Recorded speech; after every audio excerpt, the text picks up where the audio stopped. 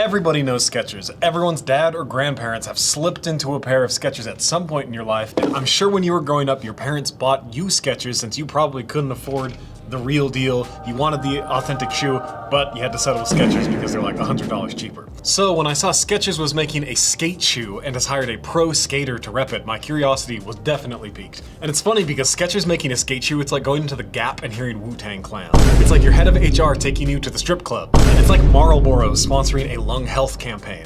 It's like Nestle running a water conservation charity. It's like Exxon hosting an Earth Day festival.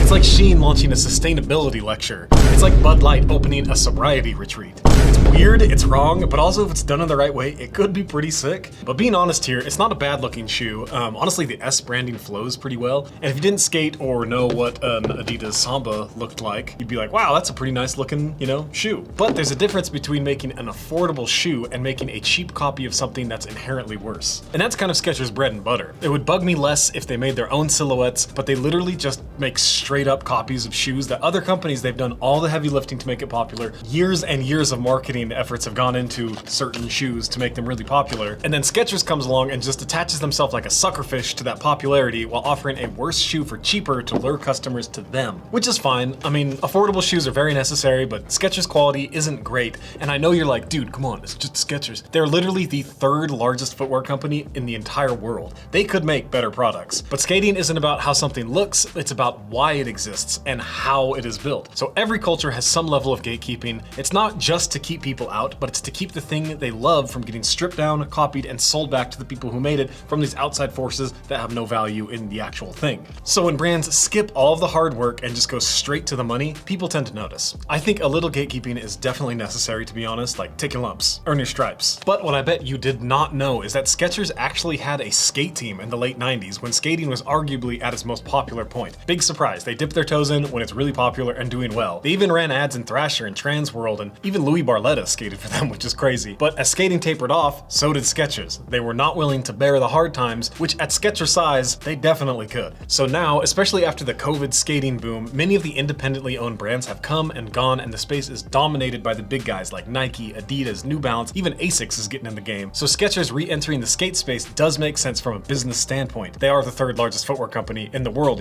But the problem is that Skechers didn't build anything new and meaningful, they just did what they're known for and copied what has already worked for another company. So when companies flood the market with their cheap knockoffs, it undercuts the brands actually investing in skateboarding, the ones paying skaters, sponsoring events, building shoes for performance, not margins. Cheap skate shoes don't just wear out faster, they teach people the wrong lesson about what skate shoes are supposed to be. So, to see if this is just a bad vibe or actually a bad shoe, we're going to cut it in half, run all the durability tests, the cushioning tests, and a very important sniff test. Because honestly, if it's a good shoe, I will eat my words. I will take everything back and start rooting for Skechers because I'm all about quality here at the end of the day. But I'm willing to bet all of my money that I have that this was already a shoe and they just started marketing it as a skate shoe because why not? So I actually have 3 pairs of this shoe.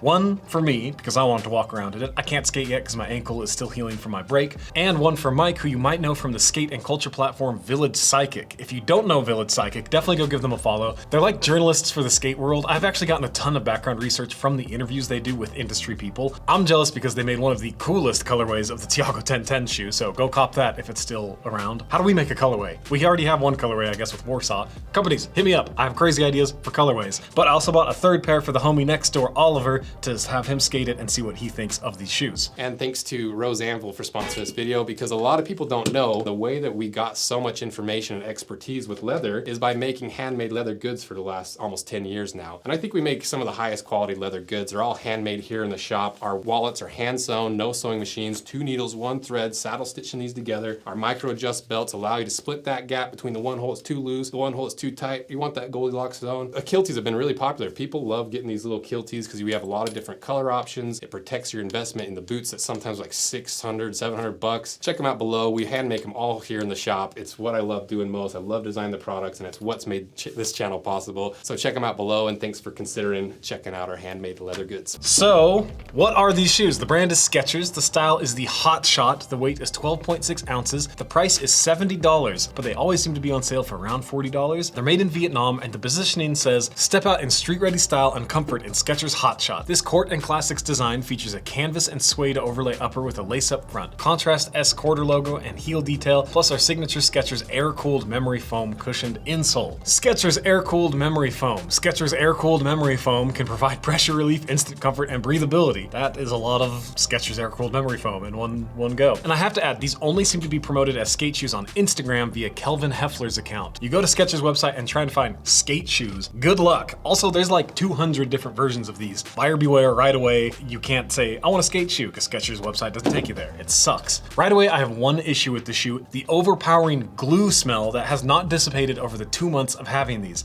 Mike from Village Psychic said the exact same thing. The more pressing issue, besides how they feel, is how they smell. What's that smell? The glue smell is still going strong after having these for a couple weeks. Which is impressive. If the glue can overpower your stinky skating feet, that's a bad sign. So why does it happen, you ask? It's actually one of the telltale signs of fakes or knockoff shoes that they look for, like on StockX and all those sites. The super strong glue smell is usually from factories using lower cost adhesives. They let off volatile organic compounds, which have been linked to like headaches, nausea, and if exposed in the long term, like if you're a factory worker, asthma or neurological damage. They could have also been placed in the packaging before the glue has fully cured, causing the VOCs to be trapped in the box instead of degassing before sending them to you, the consumer. That's not just unpleasant, it's a sign that corners were cut to keep costs down. So this is how cheap shoes stay pretty cheap. I'm not saying Skechers glues are dangerous, but the only other shoes that I've seen with this amount of serious glue smell are straight from Temu and like $12. But honestly, the wild part about these shoes is the upper isn't terrible. It's real pigskin leather, which is typically some of the more abrasion resistant material we have tested. And what's cool is that this toe cap is actually double layered, so you get 2 layers of pigskin, which is good to see because even big companies like Nike, you don't see that a lot of the times. But we have to test it on the official abrasion test machine to see how durable it actually is. So the abrasion test simulates real kickflips and ollies. We cut a sample of leather off the shoe, then we cut a sample of mob grip tape because it's the grippiest, grittiest grit. Then we put the samples in the machine rubs the leather against the grip tape until it fails. I usually set it for 500 strokes and come back each 500 to see how long it lasts. And it failed at 766 strokes, which is lower than I would want to see. I always want to see over 1,000 strokes or more, but since you do get 2 layers, that number is probably around 1,500, which honestly isn't bad. I would prefer to have thicker, beefier suede, but even at this thin thickness, pig suede does perform okay. I'd like to see it maybe a little bit better. But who would have thought? I would say the upper is actually pretty decent. Both Mike and Oliver said the upper skated pretty fine too, so it's not bad. But Skechers is really good at one thing. They make shoes feel amazing for the first 5 minutes you're in a store. You watch any review comparison on Skechers versus the real things, and everybody says the same stuff, that Skechers are way more comfortable. And this is what Skechers thrives on, getting people to buy the cheaper versions of their shoes because they are instantly softer and comfier, but over the long run, the soft foam bottoms out and it gets kind of gross. It's like junk food. It's instant gratification, it's cheap, but it's not substantial over the long run. So what makes this so squishy and comfortable right off the bat? So the insole in the Skechers shoe is the Skechers air-cooled memory foam, which says it can provide pressure relief, instant comfort, and breathability. It's super thick too. It's like really thick and squishy, and you can see they have holes here for breathability, I think, or just more squish, which in theory should be pretty good, but this shoe is so thin, it's like you can feel every single pebble beneath your feet. It's like Mike from Village Psychic said, it might send you to the hospital if you land primo, which is when you land on your board like that and it bends in half, no protection at all. So if we put it on the impact test, if we run the ball drop test, it bounces up at 11.3 inches, and if we flip it over and do the heavier bar drop impact test, it only bounces up 3 inches. It's pretty average, and if you weren't skating, it might work for you, but this insole feels terrible. It's the wrong kind of foam, especially for skating. It's way too soft and not responsive enough at all. Like, it feels absolutely dead on your foot. Instantly soggy. I don't know how else to explain it. It's just like dead spots. And even though it's super thick, it somehow feels worse than the Samba insole, which have a much thinner but much denser foam. Soft foam can definitely sell shoes. Like, you put it on, you're like, oh, this is pretty comfortable, but dense foam protects your feet. So look at any other skate insole. They're all upgraded to be denser and more responsive. And this one is like you're standing in sand. And you can see this outsole, it's pretty much an exact copy of the Sambas. Everything is pretty similar, but the rubber is a little slippery. Mike said that especially when he was skating, it's kind of slippery all over the place. And you can feel that the Sambas is just a little grippier. You can see the Shorets here of each shoe. But other than that, there's not really any differences with the outsole. So let's cut it in half to see what else is hiding on the inside of here. I don't have super high expectations for this shoe so far, but we'll see. You never know. That's where companies can hide the bad stuff or secretly put in the really good stuff. So let's get this thing cut in half. This slim neck strap that's hand sewn, solid brass hardware, harness thickness leather has been crazy popular, but there's still plenty of people like, make it a more affordable version. So we heard you, and we made you a riveted version. Still all the same quality, all the same details, but instead of hand sewing them, we riveted them together, make them a little bit more affordable. So get yourself a nice Christmas gift. Check out the riveted neck strap below.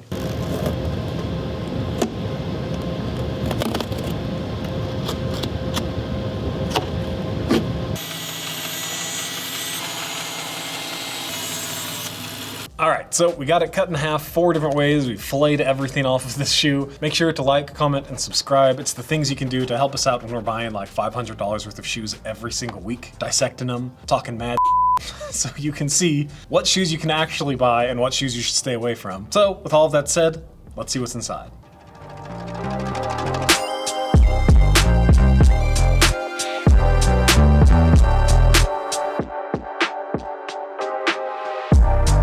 All right, so I'm actually blown away. I was not expecting a real foam wedge midsole in here. I really cannot believe it. Like, this is what you see in some of my favorite shoes, like the Gelvica, the Legarezza, and the New Balance 440. Like, compare it to the Samba. For the Samba at $100, you don't get any foam. You just get the egg crate midsole. And this one, you actually do get the foam, which is crazy. It doesn't feel like you have foam in there, that's for sure. Technically, I would say that it's built probably better than the Samba from here down. But you can see just how thin this outsole is now. Like, if you compare these two, the Samba's is definitely thicker. And that's why it feels like there's nothing under your foot. You have a super thin outsole, you have a way too squishy and soft insole. You're gonna go to the hospital if you land primo. Cut your feet in half. So is this a decent skate shoe at the end of the day? Almost. Despite the fact that the outsole is kind of slippery and it's really thin, the upper seems to hold up okay to skating, and honestly the insole might work for you. Boy, did not work for me. Mike said the same thing. It's just soggy. It's like you put it on your foot and it's dead, and that kills skating for me. No good. And I think that's its biggest problem. Like, if this was just a tank of durability and it was super good and well built, it almost wouldn't matter that Skechers is doing it so disingenuously and so half-baked. But the fact that Skechers has 90% of the pieces and just doesn't give a